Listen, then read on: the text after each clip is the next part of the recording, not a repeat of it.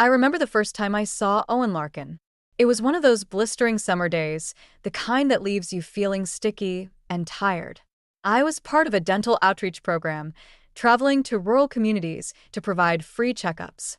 We were set up in a small town hall, the smell of antiseptic mingling with the earthy scent of hay and soil that drifted in through the open windows.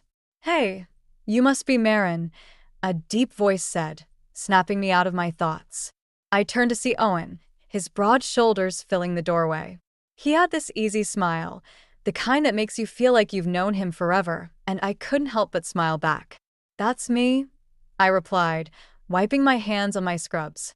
"And you must be Owen. Thanks for helping us set up today." He nodded, his eyes crinkling at the corners. "No problem. My boys are getting their checkups, so I figured I'd lend a hand." As we worked, I found myself drawn to his warmth and the way he spoke about his sons, Finn and Leo. There was a kindness in his voice that resonated with me, a promise of family that I had been yearning for. But there was something else too, a heaviness that lingered in his words, like an unspoken burden. Later that evening, Owen invited me to dinner at his family's farm. I was eager to see more of his world, to understand the life he was offering. The farmhouse was charming, with its creaky wooden floors and the smell of fresh bread wafting from the kitchen. I was introduced to his parents, Gladys and Harold, who greeted me with polite smiles that didn't quite reach their eyes. As we sat down to eat, conversation flowed easily at first. Owen's sons were delightful, Finn with his curious questions and Leo with his shy smiles. But beneath the surface, I could feel an undercurrent of tension, especially from Gladys. Her eyes flicked over me like she was assessing an intruder. "So, Marin," Gladys said, her voice sharp enough to cut through the chatter. "How do you find farm life? It's quite different from what you're used to, I'd imagine." I hesitated, feeling the weight of her scrutiny. "It's definitely different," I admitted, trying to keep my tone light. "But I'm enjoying it so far." Gladys gave a thin smile, her gaze unwavering. "It takes a certain kind of person to handle it. Not everyone's cut out for this life." The words hung in the air, and I felt a flicker of doubt. Was she right? Could I really fit into this world, or was I just fooling myself? After dinner, I overheard a conversation between Owen and his mother. I hadn't meant to eavesdrop, but their voices carried through the open window as I helped Finn and Leo with a puzzle in the living room. "She seems nice," Owen was saying, his tone defensive. "Nice isn't enough, Owen," Gladys replied, her voice low but firm. "This isn't just about you. It's about the farm, the boys. We don't need someone who'll run at the first sign of trouble." I felt a chill run down my spine. Her words were like a slap in the face, a reminder of the uncertainty that loomed over everything. My heart ached with the desire to belong, to prove that I could be part of their family. But now, doubt had crept in, whispering that I might never be enough. That night, as I lay in bed, I couldn't shake the feeling of unease. Owen had seemed oblivious to his mother's concerns, but I couldn't ignore them. Was I really ready to give up my career, my life, for a chance at something that might never be mine? I stared at the ceiling, the shadows shifting in the moonlight. The promise of family had drawn me in, but now it felt like a fragile dream, one that could shatter with the slightest touch. I wanted to believe in it, to fight for it, but the path ahead was uncertain, and I wasn't sure I had the strength to walk it alone. As sleep finally claimed me, I knew one thing for sure. Things were about to change, and I had to be ready for whatever came next. Little did I know, the seeds of doubt planted that night would grow into something much more complicated, setting me on a path I never expected to walk. Life on the farm turned out to be a lot harder than I'd imagined. The days started before the sun was even up, with the rooster's crow acting as my alarm clock. I'd stumble out of bed, still half asleep, and dive into a never-ending list of chores. Feeding the animals, collecting eggs, and tending to the garden became my new normal. It was exhausting, and I felt like I was constantly playing catch-up. Owen was always busy, his focus entirely on the farm. He'd leave early and come back late, covered in dirt and sweat, with barely a moment to spare for a conversation. It was like living with a ghost, present but distant. I tried to talk to him about my day, about how hard I was finding everything, but he'd just nod, his mind clearly elsewhere. One afternoon, as I was struggling to fix a broken fence, Finn came over, watching me with those big, curious eyes of his. "Do you miss your old job?" he asked, his voice barely above a whisper. I paused, wiping my brow with the back of my hand. "Sometimes," I admitted. "But I wanted to be here, with you and Leo." He nodded, chewing on his lip thoughtfully. "Grandma says you might not last, that you're too soft for this." The words stung, even though they were just a child's innocent observation. I forced a smile, ruffling his hair. "Well, I'm tougher than I look." But the truth was, I wasn't so sure. Gladys's words echoed in my mind, feeding my insecurities. She seemed to take every opportunity to point out my shortcomings, her disapproval hanging over me like a dark cloud. I tried to brush it off, to focus on the boys and making a home here, but it was hard not to feel like an outsider. One evening, after a particularly grueling day, I found myself in the kitchen with Gladys. We were preparing dinner in silence, the only sound the rhythmic chopping of vegetables. I could feel her eyes on me, weighing and judging. "You know," she said finally, breaking the silence, "Owen's late wife, Sarah, she was a natural at this. Took to it like she was born for farm life." I nodded, unsure of what to say. It felt like a comparison I could never win, a shadow I could never step out from under. "She knew how to keep things running smoothly," Gladys continued, her tone almost nostalgic. "It's not easy, managing all of this." "I'm trying," I said softly, my hands stilling on the knife. She gave a non-committal hum, turning back to her task. "Trying is good, but sometimes it's not enough." Her words lingered long after the conversation ended, gnawing at my resolve. I wanted so desperately to prove myself, to show that I could be part of this family. But with every passing day, it felt like I was slipping further away from that goal. A few days later, something happened that shifted everything. I was in the barn, struggling to stack hay bales, when I overheard Owen talking to his father, Harold. Their voices were low, but the barn was quiet enough for me to catch snippets of their conversation. "She's not cut out for this, Dad," Owen was saying, frustration evident in his tone. "I don't know if she can handle it." Harold grunted, the sound of him shifting his weight audible. "You chose her son. But maybe it's time to rethink things. The farm needs someone strong." My heart sank. It was one thing to face Gladys's criticism, but hearing Owen's doubts cut deeper than I expected. I wanted to confront him, to demand to know if he really felt that way, but fear held me back. What if he agreed with his father? What if I wasn't enough? Instead of confronting him, I threw myself into the work, determined to prove them wrong. But it was like trying to fill a bottomless pit. No matter how hard I worked, it never seemed to be enough to change their minds. That night, as I lay in bed, staring at the ceiling, I realized something had to give. I couldn't keep going on like this, pretending that everything was okay when it clearly wasn't. I needed to find a way to bridge the gap between us, to show Owen that I was in this for the long haul. But as I drifted off to sleep, a new fear crept in. What if I was fighting a losing battle? What if the family I wanted so desperately was slipping through my fingers, and I was powerless to stop it? The uncertainty gnawed at me, leaving me restless and anxious. I didn't have the answers yet, but I knew I had to find them soon. Because if I didn't, I risked losing everything I'd worked for, everything I'd dreamed of. And that was a reality I wasn't ready to face. The attic was a place I'd avoided since moving in. It was dusty and cramped, with cobwebs hanging like ghostly curtains. But Owen had asked me to find some old photo albums, so there I was, sifting through boxes that hadn't been touched in years. I was about to give up when I stumbled upon a small, unmarked box tucked away in the corner. Curiosity got the better of me, and I pulled it out, blowing off the layer of dust. Inside, I found a collection of letters tied with a faded blue ribbon. The handwriting was neat and familiar, and as I read the first letter, my heart sank. They were from Sarah, Owen's late wife. Her words painted a picture that was both intimate and haunting.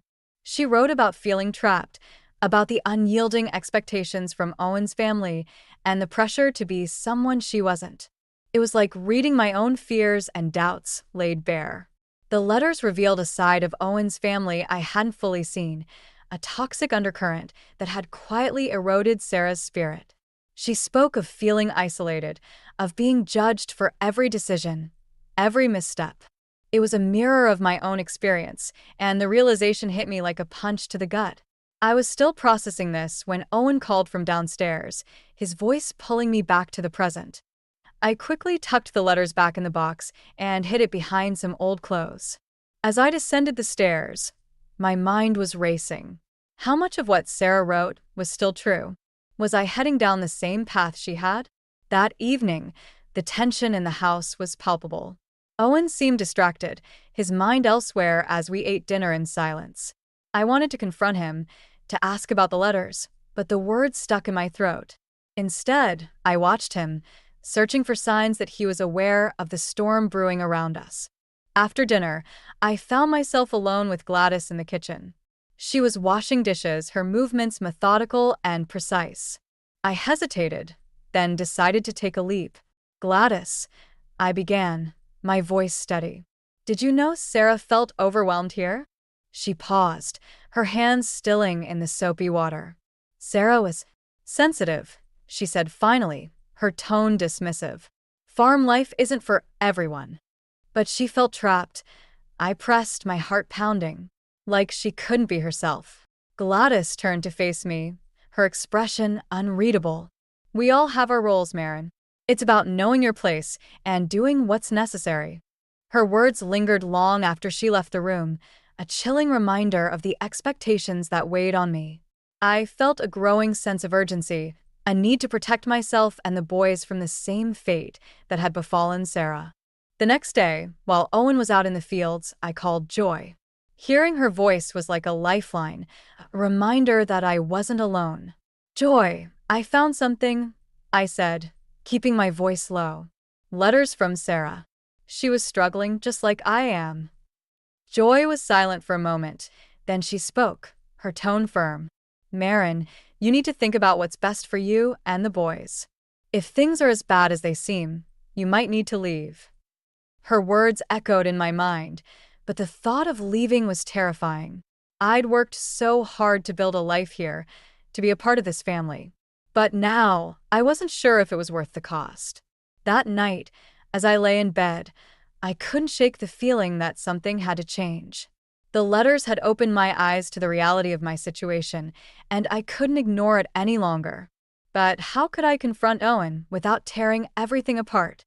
The next morning, I decided to talk to him. I found him in the barn, repairing a piece of equipment.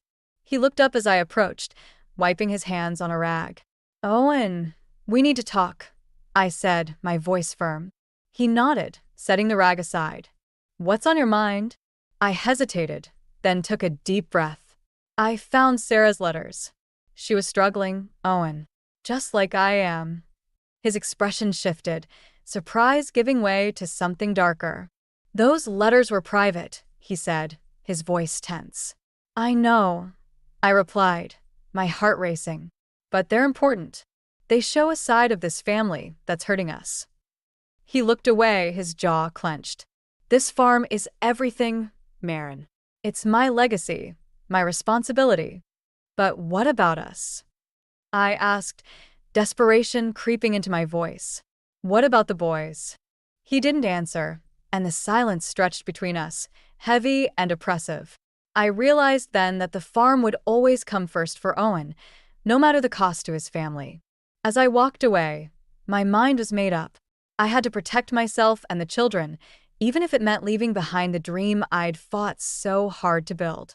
The letters had been a wake-up call, and I couldn't ignore them any longer. It was time to take action before it was too late. The days seemed to stretch endlessly, each one blending into the next as I wrestled with the decision looming over me. The letters from Sarah had opened my eyes, but they also left me with a gnawing sense of urgency. I needed to protect Finn and Leo, to shield them from the same toxic dynamics that had consumed Sarah. but leaving was easier said than done. One evening, as I sat at the kitchen table, my head in my hands, Owen walked in. He looked exhausted, the day's labor etched into his features. He paused, sensing my turmoil, but said nothing. Instead, he grabbed a beer from the fridge and joined me at the table, the silence between us heavy with unspoken words. "You've been quiet," he said finally, his voice gruff. I looked up, meeting his gaze. "There's a lot on my mind." He nodded, taking a sip of his beer. "Farm life will do that to you." I wanted to scream, to make him see that it wasn't just the farm. It was everything, the expectations, the unyielding pressure, the feeling of being trapped. But instead, I just nodded, the words refusing to come. The next morning, I found myself in the barn with Finn and Leo. They were playing with a litter of kittens, their laughter a balm to my frayed nerves. Watching them, I felt a fierce protectiveness surge through me. I couldn't let them grow up under the same shadow that had suffocated Sarah. "Mom," Finn said suddenly, using the word he'd started calling me, though it still felt new and fragile. "Why are you sad?" I crouched down, pulling him into a hug. "I'm not sad, sweetie. Just thinking." He looked up at me, his eyes wise beyond his years. "About leaving?" The question caught me off guard, and I hesitated. "Why do you ask that?" He shrugged, glancing at Leo. "We heard you talking to Grandma. She said you might not stay." My heart clenched. Gladys's meddling was more insidious than I'd realized. "I'm not going anywhere without you two," I promised, my voice steady despite the turmoil inside. Later that day, as I was hanging laundry, Gladys approached, her expression as unreadable as ever. "You're causing quite a stir," she said, her tone light but with an edge that made my skin prickle. I folded a sheet, trying to keep my voice calm. "I'm just trying to do what's best for the boys." She smiled, but it didn't reach her eyes. "The farm is what's best for them. It's their legacy." "Maybe," I replied, meeting her gaze. "But they deserve to choose their own path." Her eyes narrowed slightly, a flicker of something dark passing through them. "You're not the first to think you know better." The implication was clear, and it hit me like a cold wind. Sarah had tried to change things too, and look where it had gotten her. But I wasn't Sarah, and I refused to let history repeat itself. That night, as I lay in bed, my thoughts churned. I knew I had to act, but the weight of the decision felt like a mountain pressing down on me. I needed to talk to Owen, to make him see what was at stake. The opportunity came sooner than I expected. The next morning, Owen announced that he was considering pulling Finn from school to help more on the farm. The words hung in the air like a death knell, and I felt something inside me snap. "Owen, we need to talk," I said, my voice stronger than I felt. He looked at me, confusion etched on his face. About what? "About the boys, about us," I replied, my heart pounding. "This isn't working." He frowned, setting down his coffee. "What do you mean?" I took a deep breath, forcing myself to speak the truth. "I found Sarah's letters, Owen. She was struggling just like I am. This farm, your family, it's suffocating." His face hardened, a wall going up between us. "Sarah had her issues. And so do I." I shot back, my voice rising. "But this isn't about me or her. It's about Finn and Leo. They deserve better." He stood, his chair scraping against the floor. "You think taking them away is better?" "I think giving them a choice is better," I said, meeting his gaze. "They shouldn't have to live with this pressure." The silence that followed was deafening, and I realized I'd crossed a line. But I couldn't back down now. The stakes were too high, and the boys' future hung in the balance. As Owen turned and walked away, I knew the time for waiting was over. I had to act, to protect the children and myself from a life that would only lead to more heartache. The decision was made, and there was no turning back. The only question was how and when. And deep down, I knew the answer was sooner rather than later. The morning started like any other, with the sun barely peeking over the horizon as I dragged myself out of bed. My body felt heavy, weighed down by the decisions I knew I had to make. I moved through the house like a ghost, my mind racing with thoughts of the future and the uncertainty that lay ahead. I found Owen in the kitchen, already dressed and ready for the day.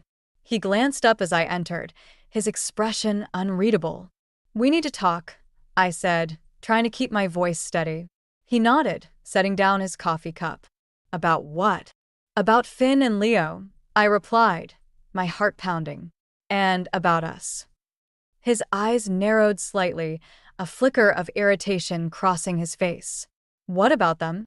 "I don't think pulling Finn from school is the right decision," I said, choosing my words carefully. "He needs to be with other kids to learn and grow." Owen sighed, running a hand through his hair. "The farm needs him, Marin. We all have to pitch in." "But at what cost?" I asked, my voice rising. "He's just a child, Owen. He deserves a childhood." He shook his head, his expression hardening. "This is his legacy. He needs to understand that." The conversation was going nowhere, and I could feel the frustration building inside me. I wanted to make him see, to understand that this wasn't just about the farm. But the wall between us felt insurmountable. Later that day, as I was tending to the garden, Gladys approached. Her presence was like a shadow, always lurking just out of sight. "Owen tells me you're causing trouble again," she said, her voice laced with disapproval. "I'm trying to do what's best for the boys," I replied, not bothering to hide my frustration. She gave a small, dismissive laugh. "You think you know better than us? This farm has been in the family for generations. It's not something you can just walk away from." I straightened, meeting her gaze. "Maybe it's time for change. For the boys' sake." Her eyes flashed, and for a moment, I saw something like fear in them. "You're playing a dangerous game, Marin." The words were a warning, and they lingered in my mind long after she walked away. I knew I was pushing boundaries, challenging the status quo in a way that hadn't been done before. But I couldn't ignore the feeling that I was running out of time. That evening, as I sat in the living room with Finn and Leo, the weight of my decision pressed down on me. I watched them play, their laughter a bittersweet reminder of what I stood to lose. I couldn't let them grow up in an environment that stifled their potential, that forced them into roles they didn't choose. The next day, I received a call from Joy. Her voice was a lifeline, a reminder that I wasn't alone in this fight. "Marin, I've been thinking," she said, her tone cautious. "If you need a place to stay, my door is always open." Her offer was tempting, a glimmer of hope in the darkness.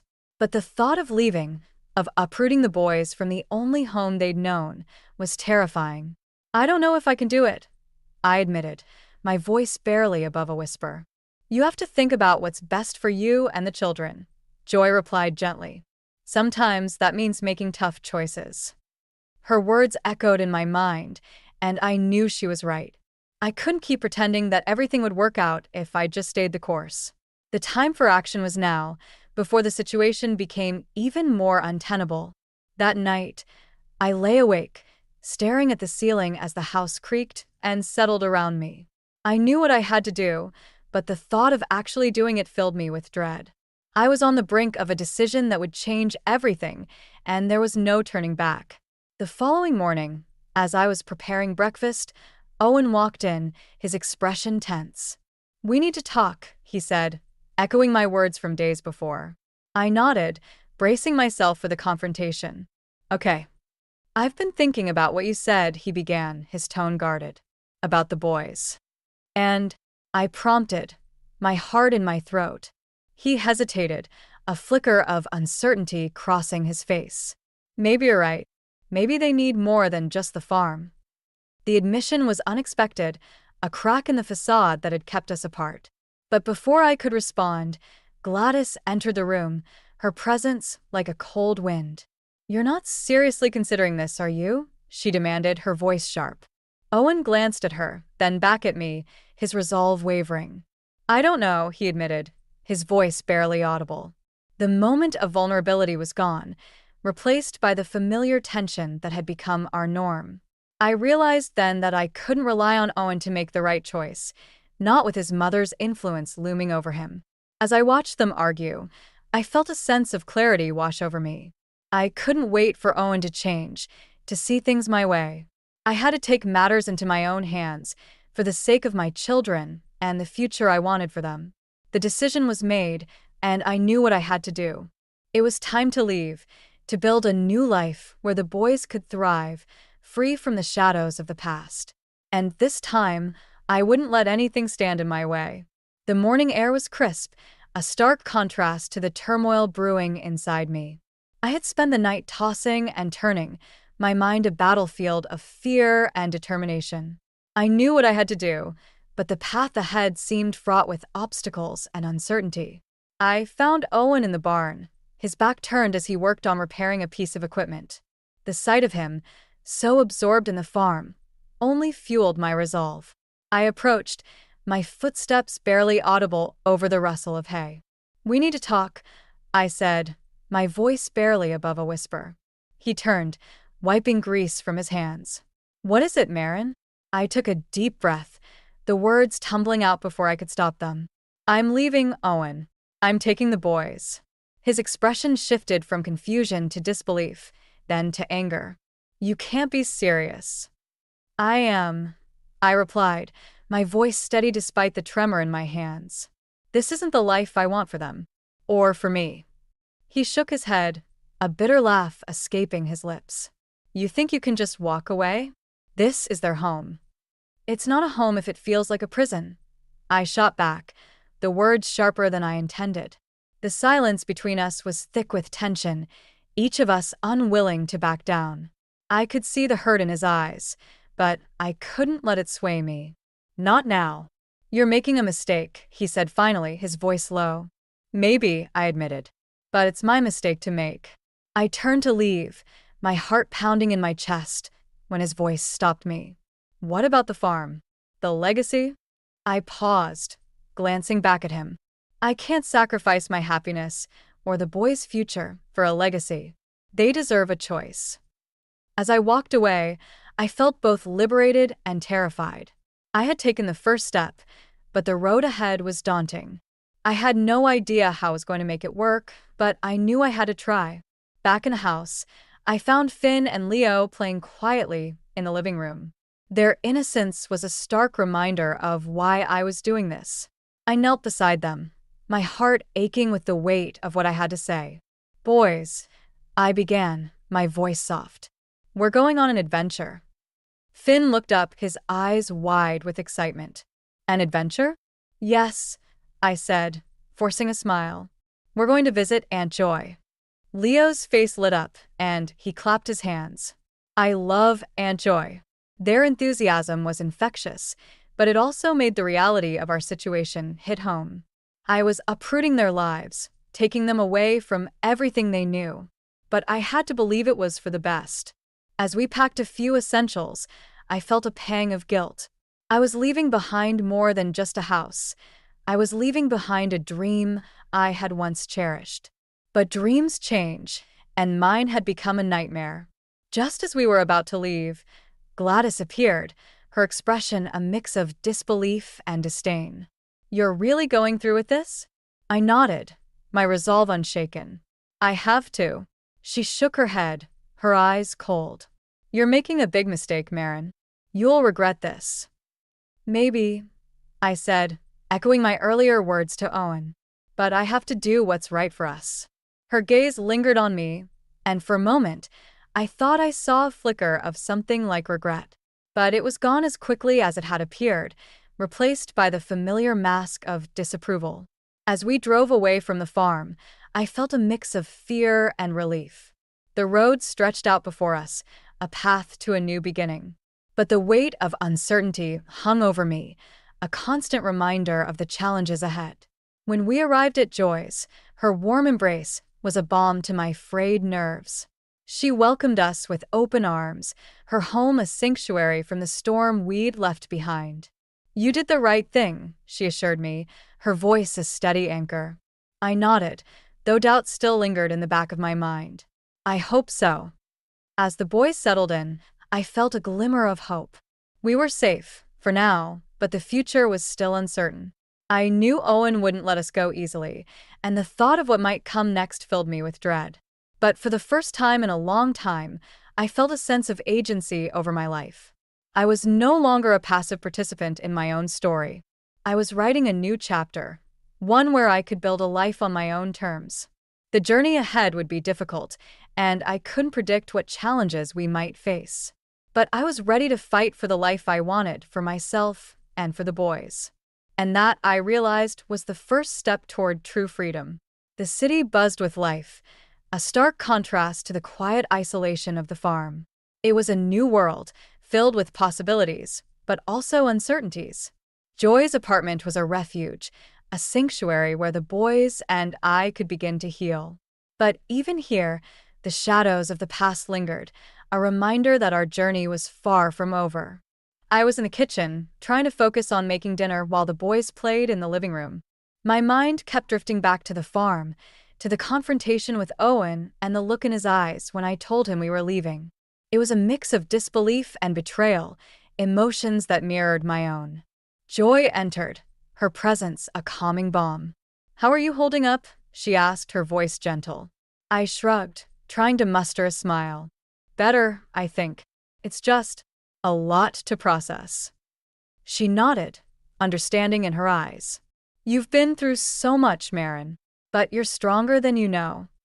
I wanted to believe her, but the weight of what I'd done was still heavy on my shoulders. I was about to respond when the doorbell rang, its chimes slicing through the air like a warning. Joy exchanged a glance with me, her expression suddenly tense. "I'll get it," she said, moving toward the door. My heart pounded in my chest as I watched her open it, revealing Owen standing on the threshold.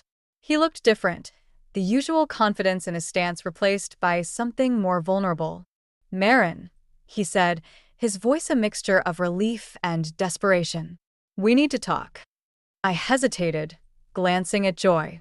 She gave me a small nod, a silent reassurance that I wasn't alone in this. "Okay," I said finally, stepping forward. "Let's talk." We moved to the balcony, the city lights twinkling below us like stars. The air was cool, a gentle breeze ruffling my hair as I faced Owen. "I didn't come here to fight," he began, his voice subdued.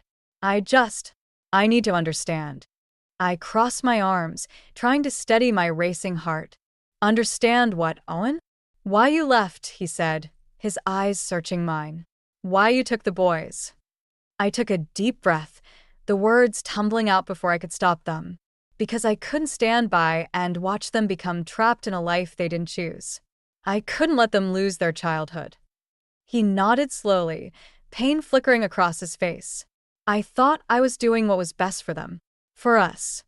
"I know you did," I replied, my voice softening. "But sometimes, what's best for the farm isn't what's best for the family." He looked away, the weight of my words settling between us. "I didn't see it. Not until you left." I felt a pang of sympathy, but I couldn't let it sway me. "Owen," I found Sarah's letters. She felt the same way, and it destroyed her. He flinched, the mention of his late wife a sharp reminder of the past. "I didn't know," he admitted, his voice barely audible. "I didn't know she was so unhappy." We stood in silence, the city noise a distant hum. I could see the struggle in his eyes, the realization that he had been blind to the pain around him. "I'm sorry," he said finally, his voice breaking. "I'm sorry for everything." The apology hung in the air, a fragile offering of peace. I wanted to accept it, to believe that things could change, but the scars were still too fresh. "I need to do what's right for the boys," I said, my voice firm.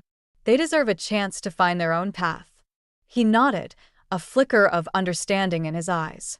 "And what about us?" I hesitated, the question catching me off guard. "I don't know," I admitted. "I need time to figure that out." He reached out, his hand brushing mine. "I just want you to be happy, Marin, whatever that means." The sincerity in his voice was unexpected, a reminder that beneath the layers of tradition and expectation, there was still the man I had once cared for. "Thank you," I said, squeezing his hand. "I hope you find happiness too." As he turned to leave, I felt a sense of closure, a chapter ending as a new one began. The confrontation had been painful, but it was necessary. It had forced us both to confront the truths we'd been avoiding, to face the reality of our choices. Back inside, Joy was waiting, her expression a mix of concern and relief. How did it go? I smiled, the tension in my shoulders easing. Better than I expected. She nodded, pulling me into a hug. You did the right thing, Marin. You're on your way to finding peace. As I sat with the boys, watching their carefree laughter, I realized she was right. The road ahead was still uncertain, but I was no longer afraid. I had faced my fears and come out stronger, ready to embrace whatever the future held. And for the first time, I felt a glimmer of hope that everything would be okay. Life in the city slowly began to feel like home. The boys settled into their new school, their laughter echoing through Joy's apartment as they shared stories of their day. Watching them thrive was a balm to my soul, a confirmation that I'd made the right choice. I found work at a local dental clinic, the familiar routine grounding me in this new chapter of life. The days were busy, but they were filled with a sense of purpose I hadn't felt in a long time. I was building something new, something that belonged entirely to us. One afternoon, as I was leaving the clinic, I spotted a familiar figure waiting outside. It was Owen, his posture more relaxed than I'd ever seen. He wore a tentative smile, and I felt a flicker of surprise at the change in him. Marin, he greeted, his voice warm. Can we talk? I nodded, gesturing for him to join me at a nearby cafe. As we sat down, the air between us felt different, less charged with tension and more with understanding. I've been doing a lot of thinking, Owen began, his gaze steady. About everything. I listened, my heart open but cautious. What have you realized? He sighed, glancing out the window before meeting my eyes again. I was holding on too tightly to the past, to the farm. I thought I was doing it for the boys, but I see now it was for me. His admission was unexpected, a glimpse into the transformation he'd undergone. The boys are happy here, I said softly. They're thriving. I can see that, he replied, a hint of sadness in his voice. And I'm glad. I want what's best for them and for you. I reached across the table, placing my hand over his. Thank you, Owen. That means a lot. We sat in silence for a moment, the weight of our shared history hanging between us. It was a moment of closure, a chance to lay old ghosts to rest. I've decided to sell the farm, Owen said suddenly, his voice steady. It's time for a new chapter for all of us. The news was a shock, but it felt right. The farm had been a source of both joy and pain, and letting it go was a step toward healing. What will you do? I asked, genuinely curious. He shrugged, a small smile playing on his lips. Maybe travel, see what else is out there. I've been so focused on the farm, I've forgotten there's a whole world beyond it. I nodded, understanding all too well the need to explore new horizons. I think that's a great idea. As we parted ways, I felt a sense of peace settle over me. We were both moving forward, each on our own path, but connected by the shared love for Finn and Leo. Back at Joy's, the boys were waiting, eager to share their latest adventures. I listened, my heart full as I watched them, their joy infectious. Later that evening, Joy and I sat on the balcony, the city lights twinkling around us. You seem lighter, she observed, her tone teasing. I laughed, the sound genuine. I feel lighter. It's like a weight has been lifted. She nodded, her expression thoughtful. You've come a long way, Marin. I'm proud of you. Her words warmed me, a reminder of the strength I'd found within myself. I had faced my fears, confronted the past, and emerged stronger for it. As the night deepened, I reflected on the journey that had brought me here.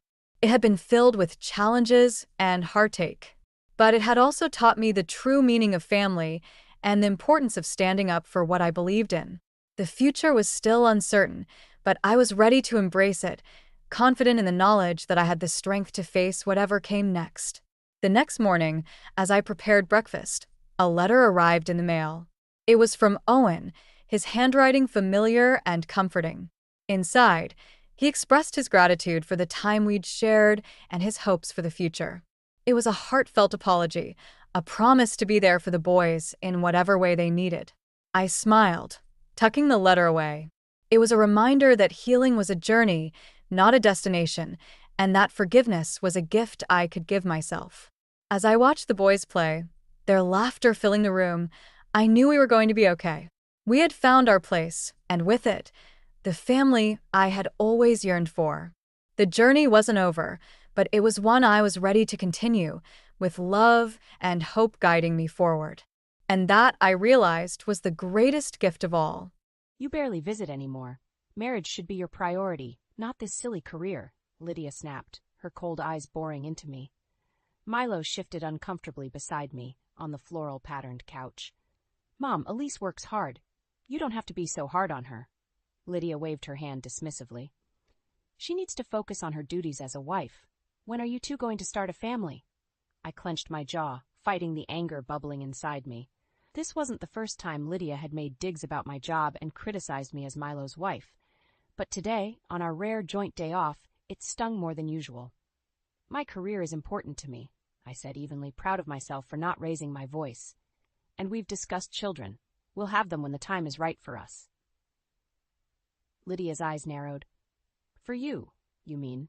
For your convenience and schedule, typical modern woman always putting selfish desires first. That was it. We should get going, I said flatly, standing up. Milo opened his mouth, then closed it again, standing as well. Yes, run off. Par for the course these days, Lydia called after us. The drive back to our condo was silent. Milo kept glancing over at me, lips pursed, but I stared straight ahead, too angry to speak. How could he let his mother talk to me like that? When we got home, I went straight to the bedroom to be alone. A few minutes later, Milo poked his head in. Else, are you okay? I whirled around, my fury unleashed. No, I'm not okay. Your mother constantly belittles me and my career, and you just sit there and take it. Do you agree with her outdated, misogynistic views? He recoiled. What? No, of course not. She just has a certain way of speaking. She doesn't mean anything by it. I stared at him in disbelief. Doesn't mean anything by it? You can't be serious. She clearly thinks my job makes me a bad wife and that having a career means I'm selfish. She's just old-fashioned, Else. You know how she can be. He came over and put his hands on my shoulders. Don't let it bother you so much. I jerked away, unable to believe his nonchalance. My career was a huge part of who I was. How could he downplay his mother's words so easily? This has been building for years, I said, voice shaking slightly. She repeatedly criticizes and demeans me. I feel disrespected in my own marriage by my own husband. Milo's face fell. Els, I'm sorry. I never meant to make you feel that way. But it was too late for apologies. His flippant response to his mother's toxic behavior spoke volumes. I suddenly felt overwhelmingly alone. I can't keep living like this, I said quietly. We need to get counseling to work through these issues. If we can't get on the same page, I don't know if our marriage can survive. Milo paled, but I stood firm, my mind already spinning ahead to the next chapter of my life. The next morning, I was sifting through the mail when a letter from our bank caught my eye. Frowning, I opened it and froze. Our checking account was nearly empty. Milo, I called out, panic rising in my chest. Come here. He shuffled into the kitchen, still in his pajamas. What's up? Look at this, I said tersely, thrusting the bank statement at him. Our account is almost drained. What did you do? He scanned it and cringed. Ah, I've been meaning to talk to you about that. Meaning to talk to me? We're supposed to be partners, Milo. How could you fritter away our savings without consulting me? I didn't fritter them away, he protested. I had some unexpected expenses come up. Like what? You better start explaining yourself right now. He shifted uncomfortably. Well, you know my parents haven't been in the best health lately. They needed some help with medical bills. They needed help? So instead of having an adult conversation with me, you just took money? It was an emergency. I couldn't let them get behind or wreck their credit rating. That's not an excuse, I said through gritted teeth. You went behind my back and used our marital assets. That's financial betrayal. I was going to tell you, Milo said, raising his hands. I just wanted to handle it first. That's no justification. You're a liar, Milo. I don't know if I can trust you anymore. His eyes widened. Else, come on, you're overreacting. It's not that big a deal. I stared at him incredulously. Not a big deal. He was more worried about his own guilty conscience than my feelings. We're supposed to be partners, I said, voice breaking. But you're disrespecting me and undermining our marriage with this garbage. I'm your wife, not your doormat. Milo rolled his eyes. There you go again, being overdramatic and emotional. It's not as serious as you're making it. That was it. I'd had enough of his dismissive, condescending attitude. I balled my fists so hard my nails dug into my palms. You clearly don't value me, our marriage, or our finances, I spat. If you can't be an equal partner and show me basic respect, then I don't know what we're even doing here. Something flickered in Milo's eyes then. Was it shame? Hurt? I found I didn't care anymore. This callous financial betrayal was just one more blow after his mother's hurtful words. I was done being mistreated.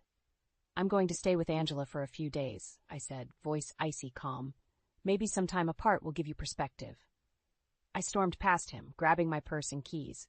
At the door, I turned back. I gave you my ultimatum yesterday. Get your act together, Milo. Seek counseling or be prepared to lose me. This behavior ends now. The door slammed behind me with a note of finality. As I drove away, tears blurring my vision, part of me already knew his answer. When I returned home from Angela's a few days later, Milo was waiting for me in the living room. He leapt up from the couch when I walked in. Els, thank God you're back. I've been so worried. He moved to hug me, but I stepped back, arms folded across my chest. I needed some space to think, I said flatly. Milo's face fell. I get it. I really screwed up with the money stuff. I'm so sorry. Sorry isn't good enough this time, Milo. Your actions have consequences. You're right, he said, nodding vigorously. I know I disrespected you, our marriage, everything. It won't happen again, I swear. That remains to be seen, I replied, unmoved. I've lost faith in a lot of your promises. Milo looked stricken. Els, please, tell me what I can do to fix this. I'll do anything. I took a deep breath. I want us to go to marriage counseling. Immediately, he paled. Counseling? Isn't that a bit extreme? No, it's not extreme, I exploded. We're at a breaking point here, Milo. I've put up with a lot. Your mother's constant belittling, your betrayal of my trust regarding our finances. If you want to save our marriage, we need professional help to work through these issues. Milo gaped at me. Els, come on. Do we really need to drag some stranger into our business? I stared at him, dumbfounded by his resistance. Didn't he understand how serious this was? Yes, we really do need counseling, I said in a measured tone. It's that or risk losing me for good. I'm deadly serious about this. The hurt flashed across his face again. You're talking about divorce? I'm saying our marriage is on the line here. We've tried the easy way, the disrespect, the loss of trust. None of that has gotten through to you. So yes, if counseling doesn't work, then we may be headed towards divorce. That's just the cold, hard truth. Milo looked completely poleaxed. In that moment, I realized just how checked out he'd become, how little he valued or prioritized me in our relationship. The fact that divorce was shocking to him spoke volumes. I love you, Els, he said, voice catching. I don't want to lose you. For the first time in a long while, I saw sincerity in his eyes, but underneath was an undercurrent of fear. Fear of change, of sacrifice, of loss. Not love. Then we go to counseling. Period, I replied. Take it or leave it. I held his gaze, not backing down an inch. He finally nodded slowly. Okay, anything you want, I'll do it. But doubts swirled in my mind as I watched him turn away, head in his hands. His actions and choices going forward would determine everything. Meanwhile, part of me had already come to terms with where this might lead. A few weeks later, Milo and I were having breakfast when the doorbell rang. I frowned and went to answer it. On the doorstep stood Lydia and George, Milo's parents, suitcases in hand. Oh good, you're home, Lydia said, brushing past me into the condo. We're moving in for a while. I stood there, dumbfounded. Excuse me, moving in? George shuffled by as well, grunting a brief hello. Milo appeared behind me. Mom? Dad? What's going on here? We've had some health issues come up, Lydia explained, already unpacking her things. We can't stay in our place for the time being. For how long? And why didn't you give us any notice? This isn't okay, I said, trying to stay calm. Lydia barely glanced at me. Don't be so dramatic, Elise. It's only temporary, while we get our affairs in order. Right, Milo? She turned her cold gaze to her son. Milo looked cornered. Well, I knew they needed help, but I didn't know the full extent until this morning. You knew? I interrupted. And you didn't think to discuss this with me first? Milo held up his hands. I was going to bring it up. Mom just sprung it on me too. Like hell you were, Lydia snapped. Stop lying to appease your wife. You knew we couldn't stay on our own. Thank goodness you married a woman with such a spacious home and income to support us. The way she said support us made my skin crawl. I turned to Milo, furious. Is this true? Were you planning this without consulting me? To my horror, he wouldn't meet my eyes. The realization washed over me. He and his mother had once again gone behind my back. You know we've been having health problems, George piped up gruffly from the hallway. Don't be so selfish and inflexible. Selfish? I exploded. Bringing house guests into our home without notice or consent is the height of disrespect. This is a boundary violation, Lydia tutted. Don't be so overdramatic, Elise. We're family. That's exactly the problem, I shot back. You don't treat me like family. You undermine and insult me constantly, and Milo just enables it. Milo still wouldn't look at me. He was paralyzed, torn between his wife and his toxic parents. Well, if this living situation is such a hardship for you, you know where the door is, Lydia said, words dripping with venom. Milo can make the decision that puts his family first. In that moment, I saw the truth with terrible clarity. Milo's ultimate loyalties still lay with his parents, no matter their behavior. My wishes, my boundaries meant nothing to them. Tears stung my eyes as I stared at my husband's cowardly, downcast face. It was over. I was done being disrespected and trampled on. Without another word, I turned and walked out the door, letting it slam behind me. I made it to my car before the sobs overcame me. Through the blur of tears, I knew I had been a fool. Milo's controlling mother had won. I had no choice left. I pulled out my phone with shaking hands and dialed the number for a divorce lawyer. Over the next couple of weeks, I moved out of the condo and into a studio apartment, attempting to rebuild my shattered life. I went through the motions at work and tried to block out the pain and anger. My mind kept returning to Milo moving his parents in without my consent. It was a profound breach of trust, and there had to be more to it. He couldn't be that oblivious and controlled by his mother, could he? One night, I was going through some old files and came across our joint banking statements from the past year. Frowning, I pulled out a pen and paper and started tallying up some numbers. 2 hours later, I slumped back in my chair, staring at the totals in horror. It all made sense now. Milo had been funneling money from our accounts to his parents in secret for months. Thousands upon thousands of dollars frittered away under the guise of medical emergencies and essential expenses. I felt sick to my stomach. Not only had Milo violated my trust by moving his parents in, he had been systemically draining our finances to support them behind my back. It was a level of deception I couldn't have imagined. The next morning, I stormed up to Milo's office at the school, heart pounding. His face fell when he saw me. "Else, what's going on?" "This," I spat, shoving the accounting notes at him. "This is what's going on." Milo scanned the papers and visibly paled. "Oh, God!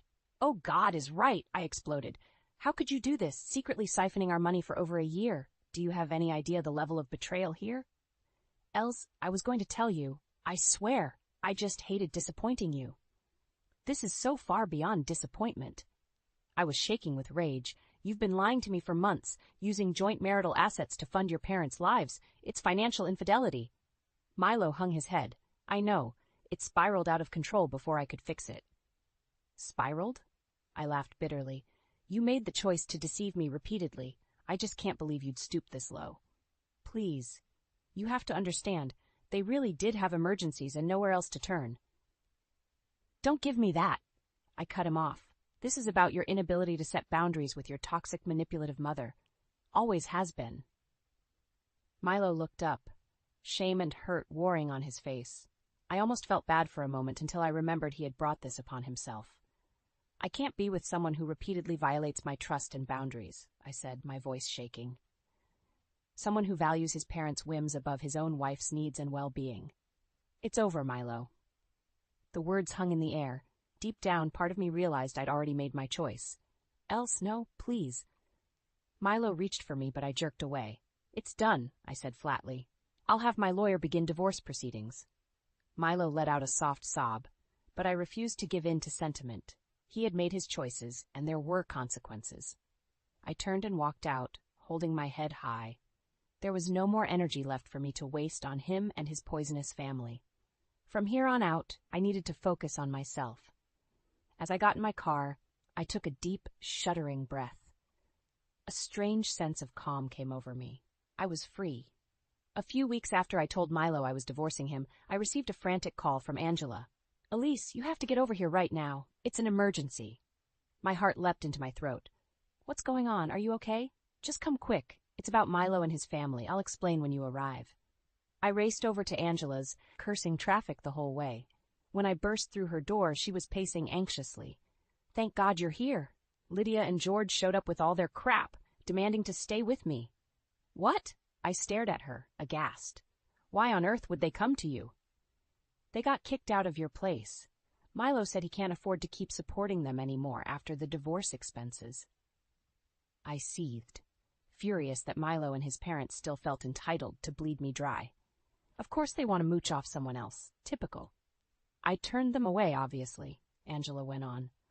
"But Lydia started screaming and yelling, making all these wild accusations. She claimed you pushed Milo into divorce so you could take all his money and cut them off completely." My jaw dropped. "That's insane. She's delusional. I'm divorcing Milo because of his lies and disrespect, not money." I know," Angela soothed, "but she's spiraling, and I was worried she'd do something rash. So I told them to come here to hash it out with you directly." Just then, the doorbell rang. Angela gave me an apologetic look as Lydia's shrill voice came through the door. "Open up! We know the deceiver is here." I steeled myself and went to the door, Angela behind me. Flinging it open, I came face to face with Milo, Lydia, and George. Lydia's face was twisted in rage. "You wretched woman," she spat. "What have you done to my son?" "Mom, please," Milo hissed. But she brushed him off. "You've poisoned his mind and destroyed his life, you gold-digging witch. Now you're using divorce to steal from us." I recoiled at her vitriol, but forced myself to stand firm. "That is categorically false. Your son was the one repeatedly lying and stealing from our marital assets to fund your lifestyle. I had no choice but to protect myself." "Lies," she screamed. "You manipulated and trapped him. He's penniless because of you. He's penniless because he drained our finances to give you money behind my back for over a year." I shot back. "Your toxic control forced him to violate my boundaries repeatedly." Lydia laughed, a grating cackle. "So you admit he valued us over you? As he should. You're nothing but a selfish harpy." That was it. I'd had enough of her venom. "If what you say is true, if Milo truly valued you over me as his wife, then how pathetic is that?" My words hung in the air. Milo looked stricken but stayed silent, cowed. George just grunted, arms folded. "You're a cancer, Lydia," I went on, voice shaking with fury.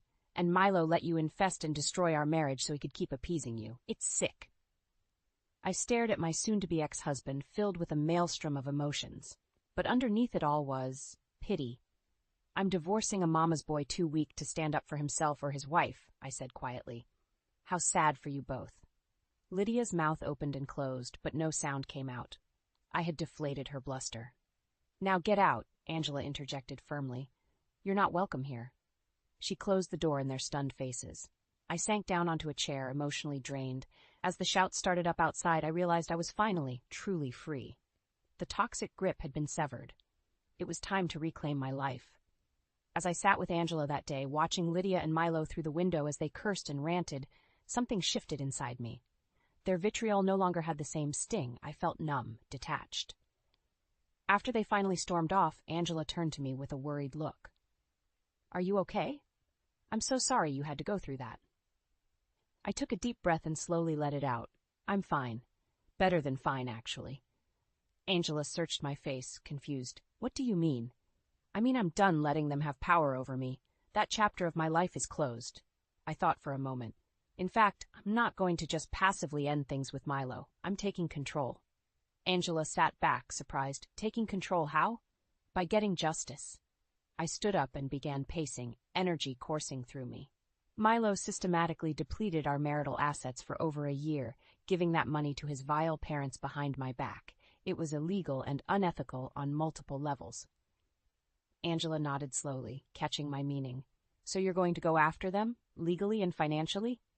Absolutely. I'm consulting lawyers immediately to explore all my options. I have the evidence of his fraud and deception. He and his parents are going to face consequences. A grim smile crossed my face as a plan began to form.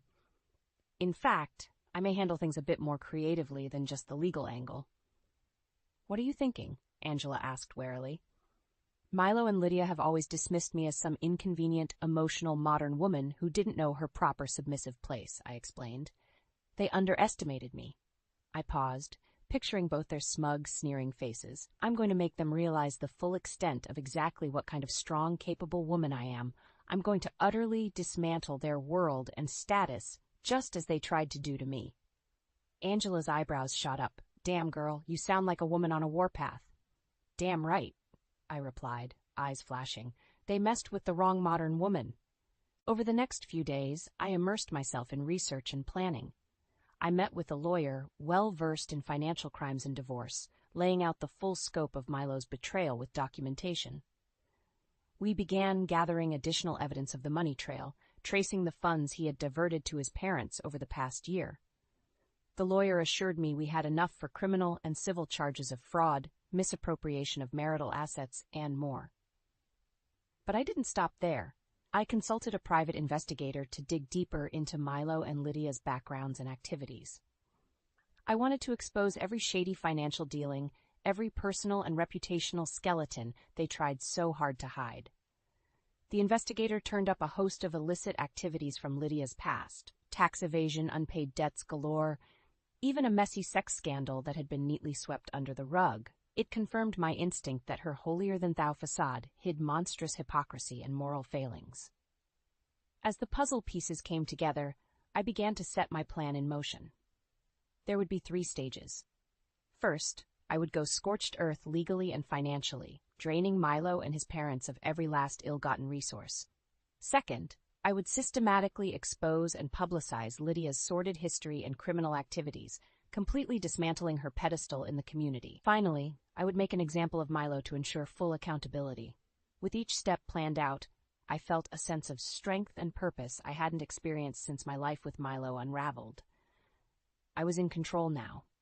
And as for sentiment, there was none left. It was time to repay them with the same ruthless selfishness they had shown me. Only then would justice be served. About 6 months after my fateful confrontation with Lydia and Milo, I was putting the final touches on my plan. It was time to strike. I sent out formal invitations to Milo, Lydia, George, and a handful of their closest friends and relatives, requesting their presence for a family gathering at my place. They would be expecting some sort of attempt at reconciliation. Little did they know. The appointed evening arrived, and my guests began filtering in, looking confused and annoyed. Lydia swept in last, chin high, glaring around imperiously. "Well, what is the meaning of this charade?" she demanded when she spotted me. I smiled thinly. "Please, everyone take a seat. I have an announcement to make." Mutterings filled the room as they grudgingly sat. Milo kept shooting me panicked looks, terrified of a scene, no doubt. Once they settled, I began to speak. "Friends, family, I've gathered you all here today to share some important news and set the record straight on a few matters." I paused, taking in their wary faces. Lydia was scowling. "Many of you know that my marriage has dissolved over the past year. What you may not realize is the scale and severity of the betrayal and damage done." I looked directly at Milo, who shrank under my gaze. "My husband systematically depleted our joint marital assets and finances over many months, funneling thousands upon thousands to support his parents' lifestyle and expenses without my knowledge or consent." Gasps and murmurs filled the room. Lydia shot Milo a venomous look. "It was discovered," I went on, "that he fraudulently misused our funds out of an unwillingness to cut off his parents' constant demands for financial support. The extent of the deception is staggering." I shook my head slowly. The trust, respect, and sanctity of marriage was completely violated, and so decisive action had to be taken. Reaching into my bag, I pulled out a manila envelope. "As of today, I have officially filed both criminal fraud charges and a civil lawsuit against my former husband Milo. A portion of all future earnings and assets will be garnished to compensate for the damages." Milo's head snapped up, eyes wild. You can't be serious, but I pressed on. Additionally, I have filed civil liability claims against both Lydia and George for their role in encouraging and facilitating this misconduct. My voice strengthened. The bright lights of legal and financial ruin will now be shown in their faces. No stone will be left unturned. All misdeeds and shady dealings will be completely exposed. Lydia finally found her voice. You lying snake! You can't do this. I won't allow it. I laughed coldly. You have no power here anymore, Lydia. Your reign of abuse and manipulation is over. Reaching into my bag again, I pulled out a sheaf of documents. In fact, let's go ahead and begin the exposure right now, shall we?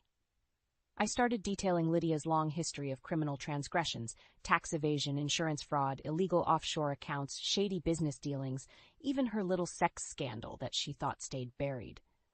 Her face ashen, Lydia gaped at me as I mercilessly laid out the bitter, ugly truth.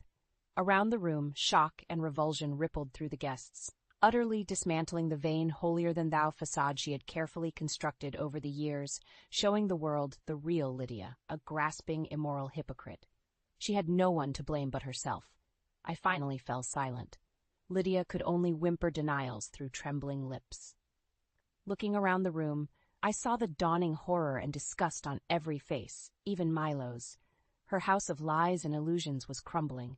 This was my revenge, my justice. They had underestimated me at every turn, and now the tables were turned. You brought this upon yourselves, I said quietly. You chose to make me your enemy, and you have no one to blame but yourselves. I'm planning a trip with your grandparents. Do you have any plans? I called my son David after receiving an invitation from my in-laws to join them on a vacation. Well, I have practice. You all should go and have fun. Isn't this trip a bit out of the ordinary? Are you okay, Mom? I'll manage. I'll bring you back a souvenir, so work hard at your practice, I replied. Influenced by me, David has always been passionate about marathon running. He even earned a college scholarship for it. Though his university is nearby, he stays in the dorms to save on commuting time and only comes home during long holidays. I knew he couldn't join the trip, but I thought I should at least ask. His response was exactly what I expected. My name is Maria, a 46-year-old working woman. My husband Michael is 4 years older than me and was once my boss. He is a competent man, and I respect him. After our marriage and the birth of our son, we built a happy family. Yet, somewhere along the way, our relationship began to break down. The root cause was my husband's parents, especially his mother, who had a problem with me from the moment we got married and has been bullying me ever since. In the beginning, Michael would stand up for me because we lived far away from his parents. We seldom met them and managed to get by. But when our son, who loves marathoning, wanted to attend a high school near my mom's, things changed. The reason he got into running was me. I used to run marathons and still do occasionally. It made me happy to see him take an interest in running just like me. So, I convinced Michael to move closer to the high school my son wanted to attend. Michael applied for a transfer at work for our son's sake, and we moved. My son was recommended for his university from this high school, so I think it worked out well. Go get the rental car tomorrow morning and pick up my parents on your way back, Michael said the day before our trip, leaving me puzzled. Why am I the one renting the car? What are you going to do? I'm exhausted from work, so I'll sleep until the last minute. Once you pick up my parents, come back, and I'll take over from there. It's on the way to our destination anyway. I understood his logic, but if anything, I was even more drained.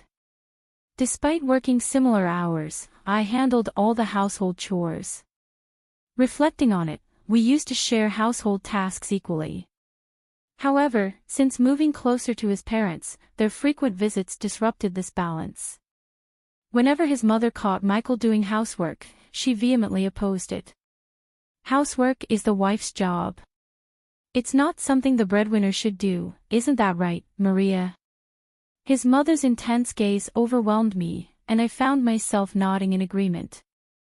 This pattern persisted until Michael gradually ceased all household tasks. While some blame fell on Michael, I believed his mother played a significant role. Furthermore, Michael began echoing his mother's views, asserting, "I am the breadwinner," from time to time. By then, it felt futile to rectify the situation, and I lacked the motivation to even attempt it. Michael underwent significant changes in the past few years.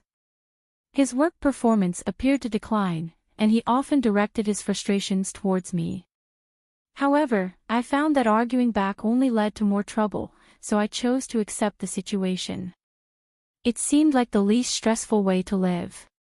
The thoughts of divorce crossed my mind at times. The prospect of our son's college recommendation held me back. I feared it might disadvantage him if we became a single-parent family, so I shelved the idea. Instead, I adopted the mindset of caring for a pet rather than a person, which surprisingly alleviated some of my stress. Gradually, I realized that pursuing a divorce wasn't worth the energy, and that's how I've ended up where I am today. The reason I agreed to this trip was simple: it was to a resort I adored. I knew I could have a fantastic time, even if I ended up exploring alone. Frankly, I was prepared to do things separately from my in-laws and husband if need be. Perhaps I was invited mainly for driving duties, but both my husband and father-in-law could drive, so I figured it would work out anyway. I played along with the notion that our pampered pooch was being demanding again, so I picked up the rental car as instructed by my husband and headed to my in-laws' place. "Maria, you're late. Is that the car for today?" "You should have rented a bigger one," my mother-in-law said. "Well, it's better than your tiny car at least," she added. "The car we typically use is one I bought myself. Since I commute to work, I naturally assumed I'd be its primary user, having paid for it out of my own pocket. We don't venture out of town often, and I figured a compact car would suffice. Besides, I was smitten with its interior design and color, so I made the purchase.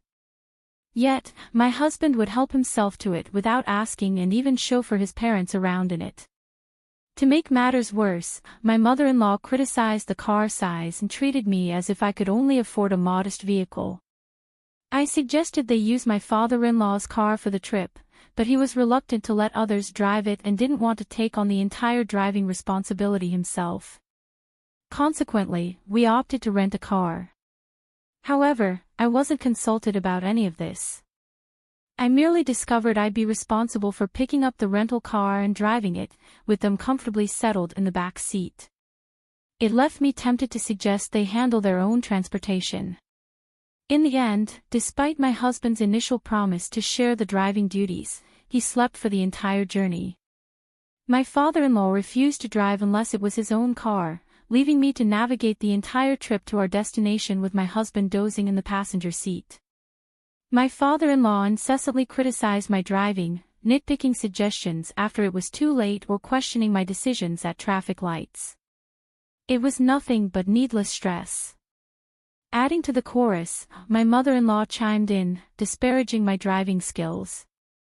I found it particularly irksome to be critiqued by someone who couldn't drive herself, especially when compared to my father-in-law, who had been involved in numerous accidents.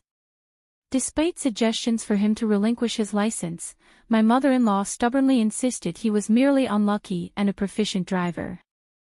Well, I had no desire to be chauffeured by him anyway. I didn't mind taking the wheel, but I wished he'd refrain from constant interference. Upon arriving at our destination, my husband finally stirred from his slumber. Exhausted from a day spent in the car, we obliged my in-law's suggestion to unwind at the hotel, opting to forego any outdoor activities. I relished the opportunity to unwind, taking a dip in the pool and leisurely exploring the hotel grounds. It was a satisfying way to spend the day. Following a delicious dinner and a relaxing visit to the spa, I returned to our room to find my husband already fast asleep. I wasn't sure what my in-laws were up to in the adjacent room, but they were likely fast asleep.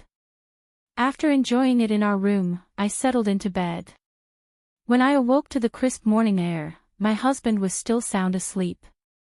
With some time before breakfast, I decided to take a leisurely stroll. However, upon my return, I was met with an unthinkable sight. My husband was nowhere to be found, and his belongings were missing too. Frantically, I searched the room and even attempted to reach my in-laws next door, but there was no response.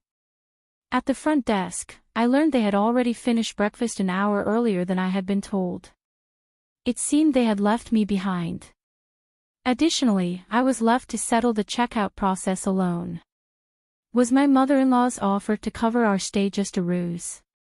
Left with no alternative, I settled the bills for both rooms and departed the hotel, only to find there was no car awaiting me. Lost in contemplation about my next move, my phone suddenly rang. It was my mother-in-law. Where are you now?" I inquired, puzzled by the situation. My mother-in-law chuckled in response, "Just enjoying some quality family time since we're on vacation." "I see, but then why didn't you all just go together from the beginning instead of leaving me behind?" I couldn't help but ask. "Wow, Maria, you did express interest in joining us, didn't you?" "That's why we decided to bring you along," she replied casually. I recalled mentioning my desire to visit this resort while casually watching TV with my husband. Was that what he remembered? Typically, it would have been endearing if he recalled my casual remarks, but this time it felt like he used it to irk me. What's more, I was the one who did most of the driving to get here. Why should I be reminded that I was brought here by my mother-in-law, who neither drove nor contributed financially? Beyond anger, all I could do was sigh. "Fine, then let's go sightseeing as a family and head home afterward. You can do some sightseeing too, Maria, and then return. We're not sure how you'll get back, but you're quite adept at marathons, aren't you?" "Just run back," my mother-in-law taunted, her laughter fueling my frustration. "If Michael is driving, put me on speakerphone so he can hear me," I demanded, my anger boiling over. As soon as I made the request, it seemed my mother-in-law transferred the call, and my husband's voice filled the line. "Good morning. You were eager to come here, weren't you? Take it easy today, but remember we have laundry from the trip to tackle. Make sure it's washed by tomorrow morning," he chimed, sounding cheerful. But any warmth I once felt for him had dissipated. "Do your own laundry," I retorted sharply. "Hey, that's not a nice way to speak. As the breadwinner, I'm advising you to relax today." "You should be thanking me," he replied. "Oh, the breadwinner. Don't worry, this will be the last time we see each other while you've mostly seen me asleep," I countered, my tone laced with finality. "What do you mean?" he asked, clearly puzzled. "We need to head back home today. There's laundry and house cleaning waiting for us," my husband declared. "Yeah, that's exactly why I'm not going back," I responded firmly. "What do you mean?" His voice quivered with uncertainty. "I'm filing for divorce.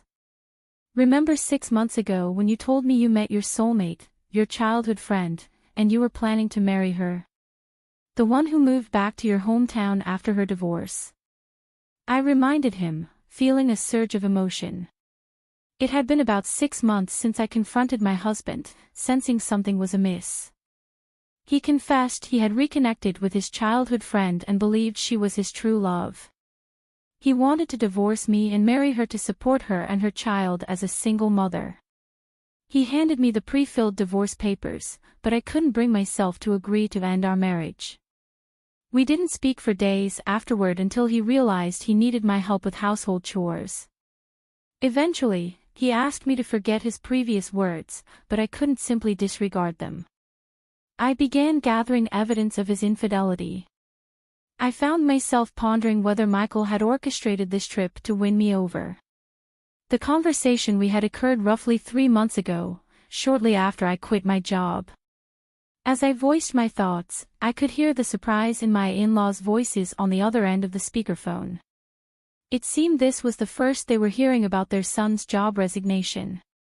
"I remember when you announced you were leaving your job. I expressed concern about finding a new one and disagreed with your reasons, didn't I? I continued, recalling the exchange. You were confident in your abilities and assured me you'd land a new job quickly. Yet here we are, and you've only managed to secure a part-time position. I can't help but wonder when you'll find something more stable. As Michael remained silent while driving, I seized the moment to lay out my thoughts. I've been visualizing you as a dog to cope with the stress, but then I realized I might as well get a real one, I declared firmly. So I'll be filing the divorce papers. Enjoy your family vacation. My in-laws called out my name in shock, and my husband attempted to say something, but I disconnected the call without a second thought. Opting to make the most of sightseeing before heading home, I explained the situation to my son over the phone. His response was simple, "I told you so." While his reaction was expected, it felt somewhat lighter than I anticipated, given his prior knowledge of the situation. Upon returning from the trip, I chose not to return home. Instead, I kept mine and my son's belongings in a self-storage unit, prepared for any eventuality. Equipped with only the essentials, I made my way to a real estate agency. The sales representative, with whom I had developed a professional relationship and had shared drinks on several occasions, greeted me warmly. As a woman of my generation, she was easy to talk to. Over drinks, I had confided in her about my husband and in-laws and asked her to keep an eye out for available properties. That day, I signed a contract for my own place. With the security of my new home, I felt a sense of relief and proceeded to submit the divorce papers at the city hall, where the process proceeded without any issue. Finally, I decided to return the numerous calls. My ex-husband had made numerous calls. When I finally answered, I began calmly, "Hello. The divorce papers have been accepted. We are now officially strangers." His panicked voice reverberated through the phone. "Are you serious about the divorce? I ended things with her. It's just you now. You didn't like me looking at other women, right? Well, now I'm only focused on you. Please come back without any worries." His words only elicited disgust from me. "Huh, what are you talking about? I never aimed to please you in the first place. And you didn't end things with her, did you? You were dumped because you couldn't find a job and had no money, correct?" As it turned out, my husband's mistress was acquainted with the sales representative who had helped me find my new place. What a small world. She had listened to my husband's mistress's complaints about him, claiming to be his current girlfriend. Apparently, after he quit his job and started working part-time, she saw no reason to stay with him and ended things. But a fling is just a fling. I'll definitely be seeking compensation. That's correct, even though you split up now, the fact remains that you cheated, and there's evidence, I stated firmly. Compensation. I already told you we broke up. It's just you now, he stammered. At this point, I could only let out a sigh. So, you're implying that now that you're single, you're considering another affair. I don't care what you do, but I'm through with being taken advantage of. You didn't even notice that your belongings were missing from the house because you didn't care, did you? I'm not returning, so dispose of whatever you don't need. With that, I ended the call. Despite this, my ex-husband continued to call me, and even my former in-laws reached out. But, of course, I have no intention of returning to that house. My ex-husband still hasn't found a job, can't afford the rent, and has moved back in with his parents. Meanwhile, my ex-father-in-law continues to drive recklessly and recently crashed into a neighbor's fence with my ex-mother-in-law and the car. Thankfully, no one was injured, but they lacked property insurance and had to borrow money to cover the repair costs. All of this was detailed in an email that my ex-husband continued to send me.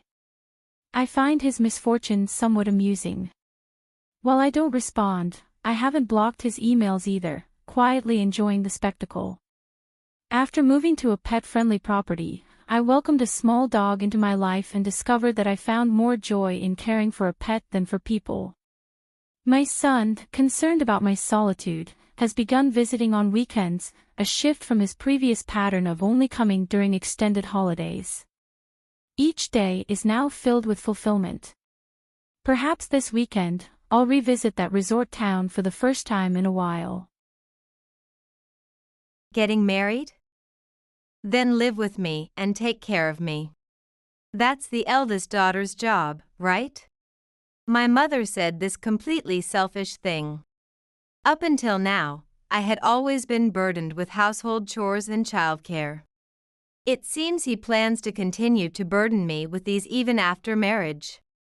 I nodded and said, okay. Okay, let's live together. And I will thoroughly make him understand all the hardships I've gone through.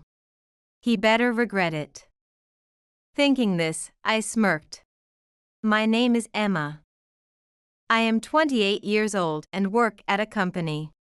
I was just recently proposed to by my boyfriend of 3 years, Billy. I was very happy and felt blessed, but I put off my answer. It's not that there's anything bad about Billy. He is kind and considerate, has a sense of humor, and being with him is just fun. He is too good a person for me. Why then do I hesitate to marry such a wonderful person? There is a deep reason for this. To explain the reason, I need to trace back my memories. Memories from my childhood. I was born into a typical salaried worker's family. My father was calm and gentle. My mother was not good at housework, but was an ordinary housewife.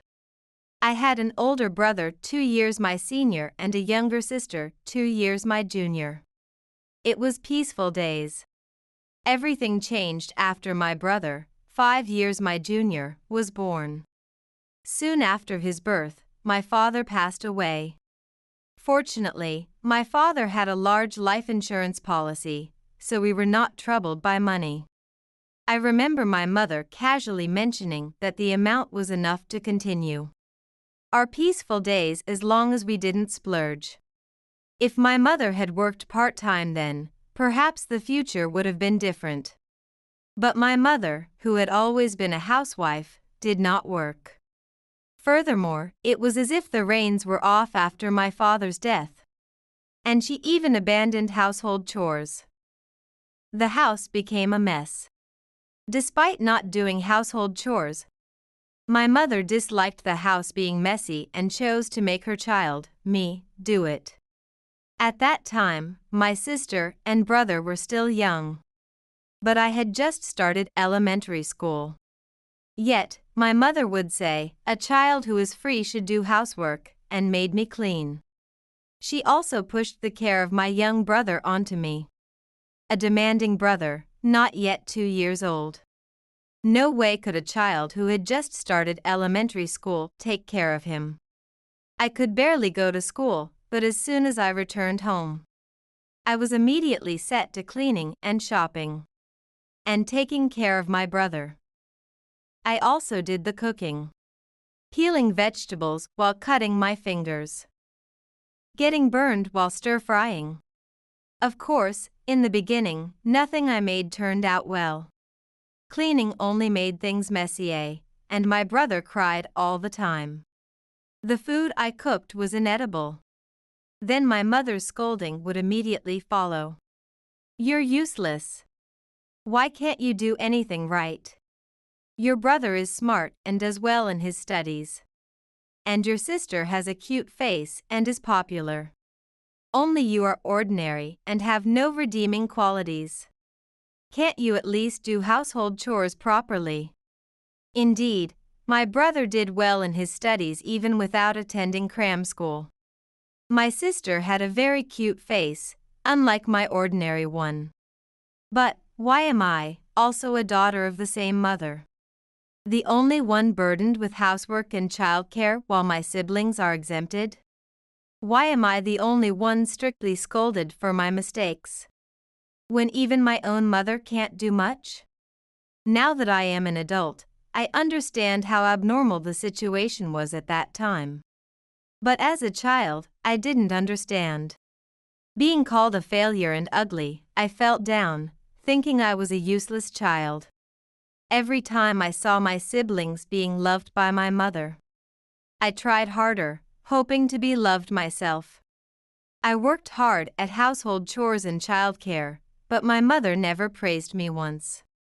When my brother passed the middle school entrance exams on his own, my mother celebrated by taking him to a fancy restaurant. But the only ones who went were my brother and sister. My brother, not yet in elementary school, and I were left at home. Useless and a nuisance, stay home, my mother told us. And I cried at home eating bread while taking care of my brother. When my sister was scouted as a model, my mother was over the moon, hugging my sister and saying, "That's my daughter." Watching this, I was glared at irrationally. "Are you really my daughter?" she said to me. My mother adored my brother and sister. She denied the existence of me and my brother. Denied us and pushed household chores and childcare onto us. If something good happened, it was because of my mother. If something bad happened, it was my fault. I was allowed to attend school, but I was never allowed to participate in school events like field trips. "You're supposed to do the housework, aren't you? You can't just slack off." That's what she said. I had no happy childhood memories. No memories of playing with friends after school. I grew up in such an environment, and before I knew it, I had been made to do household chores until I graduated high school. My brother and sister always seemed apologetic towards me. Of course, they tried to help. But when my siblings offered to help, my mother would scream at them furiously. "It's because you're incompetent that you're bothering your siblings. Your brother is studying to enter a prestigious company. Your sister is going to be a celebrity in the future. Don't interfere." Whenever we tried to do something, my mother would blame me. Understanding this, my siblings eventually chose to say nothing. One night, as we lay sleeping, my sister, crying next to me, said, "Sorry, big sister." I hugged her tightly, and we both cried. We were just kids, really just kids. Even when I reached the age to understand the abnormality of my parents, I continued to work hard on household chores for my precious siblings. I was provided with food and shelter and was able to attend school. I thought if I endured, that was enough, and so I endured day after day. As time passed, my brother joined a top company as my mother wished and moved out. He seems to be sending money home from his salary every month. And my mother's lifestyle has improved. She frequently visits hair salons and spas and has increased her collection of brand name items. But she still does not do any household chores. I got a job after high school. Unable to attend cram school due to all the household chores, I didn't have the brains like my brother to go to university and chose a safe path. It would have been nice if I could have lived alone then, but leaving my sister, still in high school, and my brother, in middle school, was not an option. By that time, my skills in household chores had improved significantly, and I rarely made mistakes. My mother scolded me less, but she still lashed out at me whenever something displeased her. I was finally dressing up to go out, but it started raining and I couldn't. It's because Emma had a gloomy face. Such irrational anger directed at me hasn't changed, then or now. But from that time on, something inside me began to whisper, "Don't think nothing will change. Don't think I'll always be a submissive child who obeys her parents." No matter what was said, I wasn't hurt anymore, and I glared back at my mother. Sometimes talking back. My mother is getting older and weaker. On the other hand, I am growing and becoming stronger. Does she think she can be the queen forever? When I glare, my mother seems to quiet down somewhat. But she still does not do any household chores. I continued to do them because my sister and brother would be troubled otherwise. Then my sister got a job and moved out. My brother, although not as adored as my brother or sister, had also graduated from university and gotten a job. When my brother was 22, I was already 27. By then, I was already dating Billy. I had briefly explained my family situation to him. After all, I couldn't go out late at night because I had to prepare dinner. You really care about your family, Billy would say, but that wasn't it.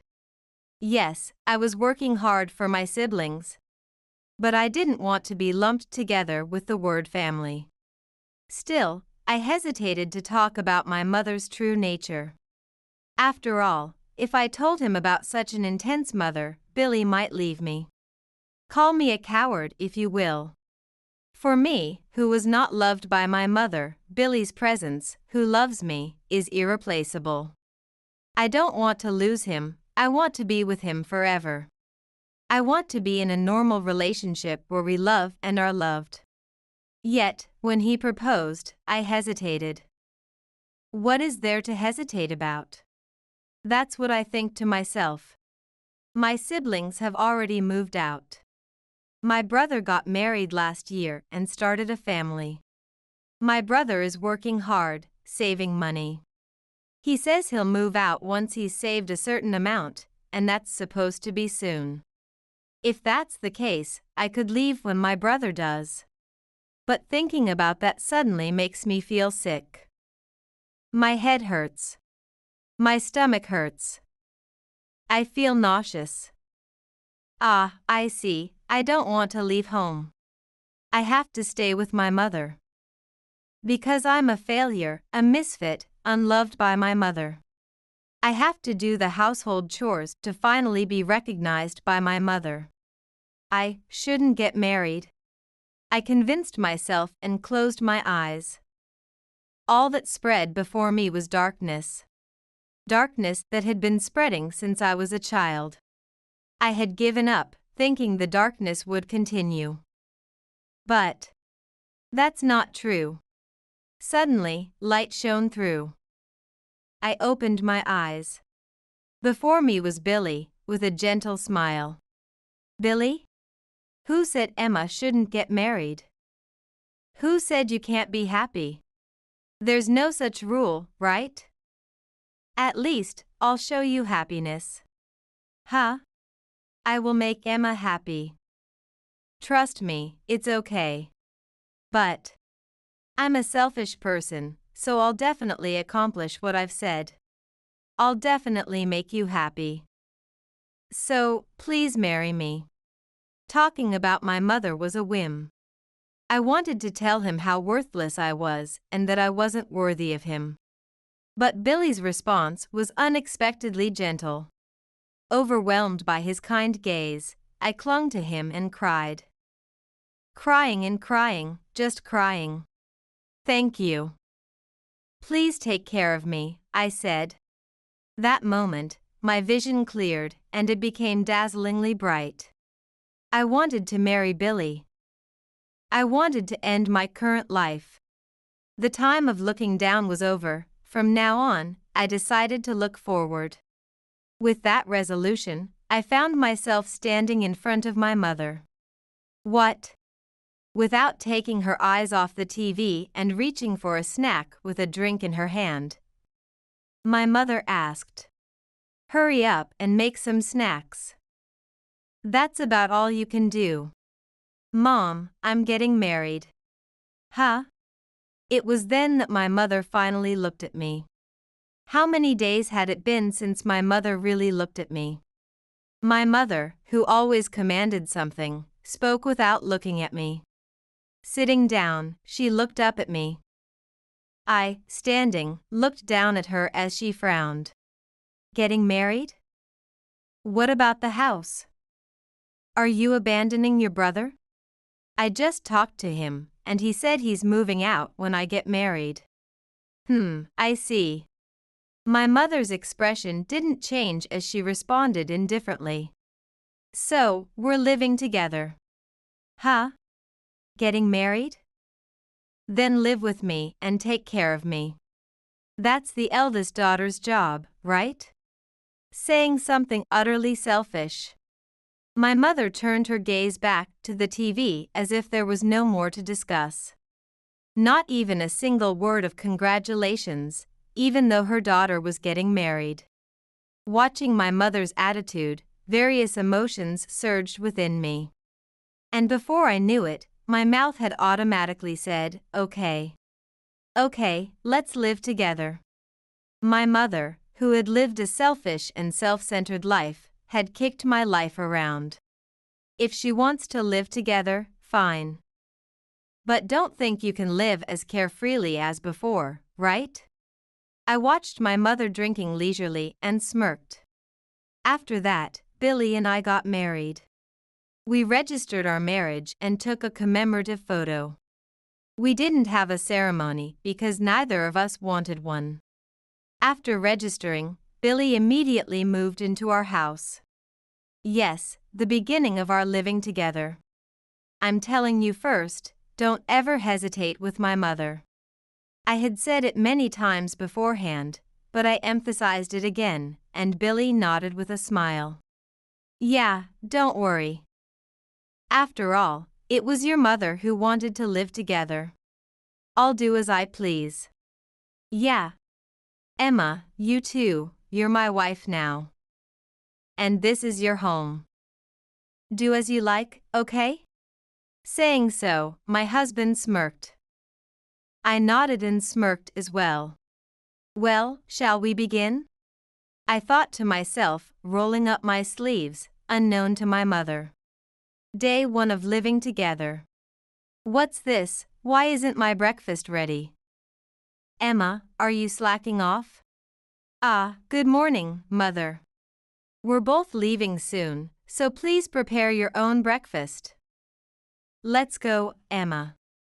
Right. Huh? Wait, just a moment. Not preparing my mother's breakfast, something that hadn't happened in decades. My mother was confused by the unusual situation, and I felt somewhat uneasy. It might be confusing at first to stop a habit. But you'll get used to it gradually. I nodded at my husband's words. My mother's confused face earlier was kind of funny. After finishing work and returning home, the house being messy was usual. I glanced at it and went to my room to change and then to the living room. Emma, what was that this morning? You can't even prepare breakfast for your own mother? You really are incompetent. Huh? Can't prepare breakfast? Mom, aren't you the incompetent one? What? My mother probably didn't expect me to talk back. Leaving my stunned mother alone, I briskly cleaned up the messy kitchen and started preparing dinner. When I finished, I carried the food to my room. Huh? Wait, where's my dinner? There isn't any. No. Don't get carried away just because you got married. Who do you think allowed you to grow up to be like this? Whose? Thanks to the inheritance left by Dad, right? What? What? You insolent. I'm home. Just as my mother tried to say something, my husband came home. Welcome back. Dinner's ready. Really? But I'm sweaty, so can I take a bath first? Sure, that's ready too. Huh? Wait a minute, I should go first. Mother, I'll be taking the bath first. No, wait just a. Ignoring my mother's protest, my husband headed straight to the bath. I returned to my room to lay out dinner. Then my mother started banging on the door. Ignoring her, I prepared and left before my husband came out of the bath. encountering my mother standing there imposingly. "What do you mean by this? What do you mean? You don't prepare my meals, you don't clean the house, you let your husband bathe first. What's the point of living together then? That's normal. I'm married now, so I only take care of my husband. I'm no longer obligated to take care of Mom. Are you a demon? Don't you say that." "What?" I glared back at my mother, who kept blaming me as the bad one, and she lost her words. "What about you, who dumped all the housework on a young Emma and goofed around? Aren't you a demon then?" I managed to grow up safely thanks to the inheritance Dad left us.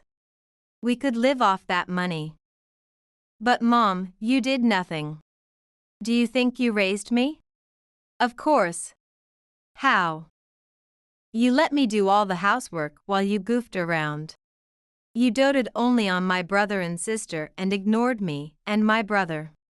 You never once attended a school meeting. You never showed any interest in my future, just told me to do the housework. How is that raising?" Well, sorry, but I don't feel grateful at all. So, from now on, I won't take care of Mom." After declaring that, I walked past my mother. She stood there, unable to say anything. The next day. Day 2 of living together. "Emma, why aren't my clothes washed?" "Because I didn't do it, so of course they're not washed." "But you were running the washing machine yesterday." "I did ours, mine and Billy's." "Do mine too, I'm your mother." This happens right after I return from work, exhausted, and she's been playing all day. "You have free time, so you should do the laundry yourself." "I'm training you." "Thanks for that. I'm already well trained, so no more is needed from now on." "You insolent. Mother, don't you even know how to wash?" My husband, who had been listening to our conversation, suddenly spoke up to my flustered mother. "Huh? I know how to do that much. If you don't know, I can teach you. Come on, follow me. I'm telling you I know how." "Do you really know?" "First, you open the lid, right? Then you put in the detergent and fabric softener here. I'm telling you, I know. Then you choose the cycle and press this button here." It's turned into a complete joke or treating her like a child. My mother was taken aback by his ignoring all her objections. And my husband kept talking with a grin. "Go ahead, try it." "I won't do it." "That's Emma's job. Just do it." Eek. Suddenly, my husband's tone changed. The smile disappeared from his face, showing anger. Seeing that, my mother let out a small scream. "You made a young elementary school Emma do all that, right? Then it should be easy for an adult like you. Just do it." "Yes." Intimidated by his forcefulness, my mother ended up doing the laundry herself. It was indeed a scene we hadn't seen in decades. By the way, the amount of detergent my husband had previously put in was quite excessive. And suds were leaking from the washing machine, causing my mother to scream. But we, locked in our room, completely ignored it. The Spartan treatment for my mother continued. "What? Cooking? Just do it yourself. I don't care what you want to eat." The old me, who used to do everything my mother said, had become quite strong as a reaction to breaking free from her control. My mother was lost for words at my retorts. "Mother, do the cleaning yourself." "What is this, underwear? How can you just leave it lying around?" "Wow, Mother, you've been playing so much yet your wrinkles are increasing day by day. Didn't you play outside too much instead of making Emma do all the housework? Are you even applying sunscreen?"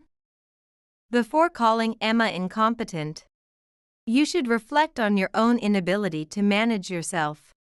What is this dish? Is it even edible? Emma's cooking is really delicious. You criticize others but can't see your own flaws. My husband showered my mother with his pointed words. Poke, poke, poke. It was like sitting on a bed of needles. I chuckled wryly, remembering how my mother used to nag me like that every day. And then, a month into our living together passed. Finally, my mother snapped, shouting, "I've had enough." I endured for over 10 years. But her patience is just too lacking. Enough. I've had it. You two as a couple are too much. I can't stand it anymore. Get out right now. Okay, we'll leave. Huh? She probably didn't expect us to agree so readily. Maybe she thought we would beg if she suddenly kicked us out. But that wasn't going to happen. My husband and I quickly packed our bags and headed for the door. Huh? Wait, you're leaving now? What about your things? Oh, this is everything. Everything. We've placed everything else in our new home, so it's fine. What? Yes, my husband and I had actually rented an apartment separate from my family home. We lived at home with the bare minimum, ready to leave at any moment. And now, we were waiting for the get-out command. Less than an hour after being told to leave, my husband and I were out the door. Wait. What will become of me now? I don't know. Didn't you say I should leave, Mom? Well, I've already done more than enough taking care of you, Mom. You never once appreciated it. You always favored my brother and sister and looked down on me. I never felt any love from you. If you tell me to leave, of course I'll gladly go. Anyway, I don't plan to do anything from now on. It seems like you always intended to exploit me. But what's the point of me staying with you if I do nothing? My mother couldn't say anything to my words. See, you're at a loss for words now, which means to you. I was nothing more than a housekeeper. I won't let you interfere with my life anymore. But what about the living expenses? We had been paying for utilities and such while living together. If that stops, it means Mom will have to pay on her own. I don't care about that. Why not pay with Dad's inheritance like before? There's hardly any of that left. You all spent it. Lies. Mom, I know you've been spending a lot on yourself. That's why you forced me to cook budget meals. And I haven't forgotten wearing tattered clothes. Because you rarely bought me any new ones. That's. You've always done whatever you wanted. Maybe it's time you struggled a bit. Saying that, I turned my back on my mother. Wait. Goodbye, Mom. The words I always wanted to say. The words I could never say. I felt relief that I finally could. I glanced down once, then looked up. My husband was waiting for me with a smile. Without looking back, I ran to my husband, took his hand. And we left my childhood home behind. Afterwards. After squandering my father's inheritance and struggling financially, my mother first contacted my brother. She suggested living together, but he refused, saying, "I can't live with a mother who tries to exploit her children. My current family is what's important to me." Upon learning that the remittances he had been sending were spent on my mother's luxury purchases, my brother declared he would stop them. And apparently, my mother screamed. Then she called my sister, but my sister bluntly cut her off, saying, "Live with Mom? No way, absolutely not. Living with a mother who does nothing around the house? Impossible. I'm busy, so I'm hanging up. Later, my sister called me. Mom has always exploited you and had fun, what now? I'm sorry for always pushing her onto you, she said. Although she was loved by my mother, my sister couldn't forgive her treatment of me. Let's cut ties with Mom, you should too. She suggested, ending the call. My brother apparently also received a call from her, screaming, "Take care of me," but he hung up without a word and blocked her number. Hearing that, I laughed. In the end, our mother's twisted love was not understood by any of her children. And she was abandoned. My siblings said they were sorry they couldn't do anything, but we were just kids. It's understandable that we didn't have the capacity. Later, my mother had to sell the family home. Apparently, she ran out of money and couldn't sustain her lifestyle. But it was an old house and didn't sell for much. Now she's crying about having to start working part-time, late in life. She's been crying to each of us kids in turn, but none of us are paying attention. After all the freedom she took, it's time for her to experience some hardship. Having learned from my mother's example, I vowed not to let my children suffer. I will give them plenty of love without discrimination. As I stroke my belly, carrying a new life that will soon be born, I think about this.